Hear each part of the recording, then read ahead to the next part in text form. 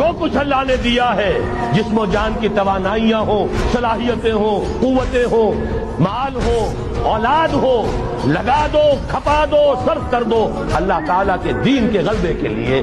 یہ ہے انفرادی خلافت۔ جان لیجئے جب تک افراد اس خلافت کا حق ادا نہیں کریں گے، اجتماعی خلافت کبھی نہیں آئے گی۔ آرزویں کرتے رہیے، لیس بامانیکم ولا امانی اہل الکتاب، نہ تمہاری خواہشوں سے کچھ ہوگا نہ اہل کتاب کی خواہشوں سے ہوگا۔ انہوں نے بھی کیا ہے تو بڑے پاپڑ بیل کر کیا ہے جو کچھ کیا ہے، اور تمہیں بھی کرنا ہوگا تو بڑی طاقت صرف کر کے اور محنت کر کے قربانیاں دے کر کرنا ہوگا۔ یہ محض دعاؤں سے بھی نہیں ہو سکتا، دعائیں منہ پر دے ماری جاتی ہیں۔